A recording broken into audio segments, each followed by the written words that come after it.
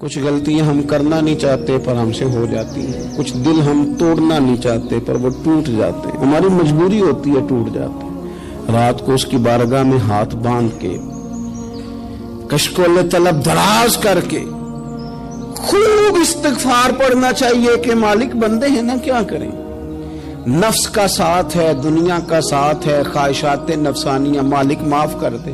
درد سے توبہ، رسم نہ ہو، کہانی نہ ہو، لفظ نہ ہو، جملے نہ ہو، اور جناب ایسے لوگوں کے بیچ بڑے ہاتھ باندھ کے اور بڑا کوئی ضرورت نہیں، آپ اکیلے اپنی چارپائی پہ بستر کے اندر منہ دے کے بھی درد سے کہیں گے نا معاف کر دے تو وہ تو مہربانی بڑا ہے۔ بندہ کوئی ناراض ہو جائے تو ہمیں کو نہیں نیند آتی، اس کے گھر چلے جاتے ہیں۔ ہم اپنے سارے رشتوں کو، تعلقات کو مینٹین کر کے رکھنے کے عادی ہیں، ہمیں پتہ ہے کہ وہاں میں نہیں جا سکا تو بیٹا بھیجتا ہوں، فلاں شادی پہ میں نہیں جا سکا تو بھتیجا بھیجتا ہوں، بھائی بھیجتا ہوں، ہر تعلق کا ہم نے خیال رکھا کوئی روٹھ نہ جائے۔ لیکن کمال ہے نا، یہ نہیں سوچا کہ اگر رب روٹ گیا تو جب وہ روٹ جائے نا تو سارے رشتے بھی بندے کے پاس موجود ہوں تو کوئی کارآمد نہیں ہوتا، پھر کروڑوں روپیہ جیب میں ہوں تو ڈاکٹروں کی دوائیاں اثر نہیں کرتی۔ وہ روٹ جائے تو پھر انسان اس طرح سے پھسلتا ہے کہ بڑے بڑے اس کے پاس دروازے ہوتے ہیں پر کسی جگہ اس کا ہاتھ نہیں لگتا۔ خدا را خیال کریں، دنیا روٹتی ہے تو روٹ جائے، رب رسول ناراض نہ ہونے پائے، اس کا خیال کریں۔ حضور فرماتے ہیں وہ مسکراتا ہے، اسے خوشی ہوتی ہے جب کوئی اس کا بندہ اس کی طرف رجوع کرتا ہے۔ آپ دیکھیں نا، سارے ڈاکٹروں نے کہہ دیا کہ اس کے تو گردے، معدہ، جگر ہر چیز ختم ہے، گھر لے جاؤ، خدمت کرو، ہر طرف پریشانی ہے۔ وہ بندہ بھی سمجھ گیا ہے کہ آخری وقت آ گیا، کل جاؤں پرسوں جاؤں، تیاری ہو گئی، سب لوگ آ گئے، باہر والے بھی آ گئے، یہ ماحول ایک عجیب رنگ اختیار کر گیا۔ اچانک ایک ڈاکٹر نے آ کے کہا نہیں نہیں غلطی لگ گئی تھی۔ مجھے بتائیے انداز کیا ہوتا ہے؟ بغیر دوائی کے بندہ اٹھ کے کھڑا نہیں ہو جاتا، او میں تو بچ گیا ہوں۔ میرے نبی پاک صلی اللہ علیہ وسلم مثال دیتے ہیں، فرمایا ایک آدمی صحرا میں جا رہا، صحابہ سے حضور خطاب کر رہے ہیں، فرمایا ایک آدمی صحرا میں جا رہا تھا، اس نے اپنی اونٹنی پہ کھانا، پانی، پیسے، ہر چیز رکھی ہوئی تھی۔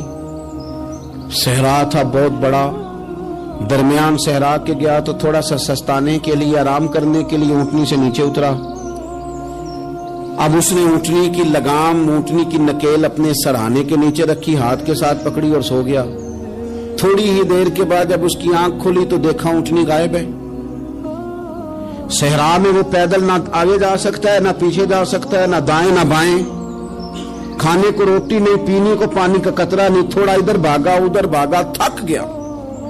کریم محبوب فرماتے ہیں وہ پوری طرح نڈھال ہو گیا اور مایوس ہو گیا، معاذ اللہ، مایوس ہو کے دوبارہ اسی جگہ آ کے لیٹ گیا جہاں پہلے لیٹا تھا، انتظار کرنے لگا کہ اب موت ہی آئے گی، آخری وقت ہے، اب نہ میں پیدل یہ صحرا کراس کر سکتا ہوں، نہ پیچھے جا سکتا ہوں، نہ کھانا ہے نہ پانی ہے، سوائے موت کے کوئی سہارا نہیں۔ حضور فرماتے ہیں وہ رستے میں دوبارہ لیٹ گیا، اچانک اس نے رخ بدلا تو اونٹنی سامنے کھڑی تھی۔ حضور نے صحابہ سے پوچھا بتاؤ نا اسے بھلا کتنی کو خوشی ہوگی؟ یا رسول اللہ جی سے نئی زندگی مل گئی ہے۔ نبی پاک صلی اللہ علیہ وسلم فرمانے لگے اس کی اونٹنی مل گئی، بتاؤ بھلا اسے کتنی خوشی ہوگی؟ یا رسول اللہ وہ تو دوبارہ دنیا میں آ گیا۔ حضور فرمانے لگے اسے کچھ بھی خوشی نہیں ہوئی۔ جب کوئی رب کا گناہگار بندہ آ کے توبہ کرتا ہے، رب کو اس سے کئی گنا زیادہ خوشی ہوتی ہے۔ میرا بندہ آ گیا ہے، میرا بندہ آ گیا ہے، میرے گھر آ گیا، اس نے آنسو بہائے ہیں، اس نے کہا اللہ میں تیرا ہی ہوں، تیرا ہی رزق کھاتا ہوں، تیری ہی زمین پہ رہتا ہوں، تیرے نام سے میری سانسیں چلتی ہیں۔ وہ آ گیا۔ فرمایا اس اونٹنی والے سے زیادہ رب کو خوشی ہوتی ہے جب گناہگار آ کے توبہ کرتے۔ گناہگاروں کے آنسو اس کی بارگاہ میں بڑے مقبول ہیں، لیکن ہم رسم ادا کرتے ہیں، توبہ نہیں کرتے۔ ہم اپنے آپ کے ساتھ دھوکہ کرتے ہیں، جھوٹ بولتے ہیں۔ ہم نہ گناہگاروں پر بھی فتویٰ دینے میں جلدی کرتے ہیں اور نیکی پر بشارت دینے میں بھی جلدی کرتے ہیں، حالانکہ یہ ہماری ذمہ داری نہیں۔ پتہ نہیں اللہ تعالیٰ کس کو کب توفیق توبہ دے کے اپنے قریب کر لے، لیکن بڑی جلدی ہے۔ بڑی جلدی فتوا دینے میں. اور یہ فتوا صرف مفتیوں کا نہیں رہ گیا, یہ میری طرح کے آپ کی طرح کے ڈھیروں لوگ ہیں جنہوں نے جیب میں فتوے ڈالے ہوئے. بھئی آپ نے کیوں ذمہ داری لے لی ہے جنت میں داخل کرنے کی اور نکالنے کی؟ یہ تو میرے رب کریم کا کرم ہے, وہ جس کو چاہے جب چاہے جتنا چاہے عطا کرے. لیکن کچھ لوگ نا بڑے پکے ہو گئے ہیں کہ شاید جو میں سوچ رہا ہوں وہی درست ہے. کبھی کبھی کچھ چیزیں عجیب بھی ہوتی ہیں, لہذا خدا کی رحمت پر بھروسہ کر کے بات کرنی چاہیے, اپنی مرضی کے فتوے نہیں داغنے چاہیے. وہ دیکھو جی فلانا بندہ یوں کر رہا ہے, آپ کو پتہ ہی نہیں پوری بات کا, آپ کو علم ہی نہیں پوری بات کا. حضرت بہاءاللہ نقشبند بخاری رحمت اللہ علیہ فرماتے ہیں میں حج کرنے گیا تو وہاں میں نے ایک آدمی کو کروڑوں کا کاروبار کرتے دیکھا, تو میرے دل میں خیال ہے یہاں بھی اللہ کرنی چاہیے تھی, دنیا داری کر رہا ہے. لیکن فرماتے ہیں حج سے فارغ ہوئے تو میں نے دیکھا وہی بندہ سارا کچھ رب کی بارگاہ میں خیرات کر رہا ہے, اور سینکڑوں غریب حاجی ہیں جن کو پورے خرچے دے رہا ہے. تو میں نے وہی اپنی سوچ سے توبہ کی کہ میں کہاں تھا. بڑی جلدی کھڑے نہ ہو جائیں. حضرت حسن بصری رحمت اللہ تعالی علیہ ارشاد فرماتے ہیں کہ میں دریا کے کنارے گیا تو وہاں میں نے ایک شخص کو دیکھا, وہ اپنی ایک خاتون کی گود میں سر رکھ کے بیٹھا اور قریب ایک بوتل بھی پڑی ہے. میرے دل میں معاذ اللہ خیال آیا کہ دیکھو کس انداز میں ایک عورت کے ساتھ یہ ہے اور پاس بوتل بھی پڑی ہے, جانے شراب ہے. کہتے میں سوچ ہی رہا تھا کہ اچانک ایک کشتی آ رہی تھی دریا میں, وہ ہج کو لے کھائے, کشتی میں 4-5 لوگ تھے, وہ دریا میں ڈوبنے لگے. وہ آدمی تیزی سے اٹھا, دریا میں چھلانگ لگائی, پہلے ایک کو نکالا, پھر دوسرا نکالا, پھر تیسرا نکالا. ایک بندہ رہ گیا, کہنے لگا حضور مجھے تو آپ نے گناہگار سمجھا ہے, میں تو بڑے غلط انداز میں یہاں بیٹھا ہوں, آپ نے جو سوچا چلیں گے چوتھا بندہ آپ نکالنا ہے, کرے نا یہ کام. بڑے بھولے بھالے بڑے اللہ والے, ریاض آپ کو بس ہم ہی جانتے ہیں, اتنی جلدی فتوا. حضرت حسن بصری فرماتے ہیں میں پشیمان ہوا, میں نے کہا مجھے تیرنا نہیں آتا, تو دیر نہ کر چوتھا ڈوب نہ جائے. پھر تو اس نے چھلانگ لگائی, چوتھا بھی نکال لایا اور کہنے لگا حضرت آپ نے جلدی کی سوچنے میں, یہ بی بی میری ماں ہے اور یہ سرکے کی بوتل ہے.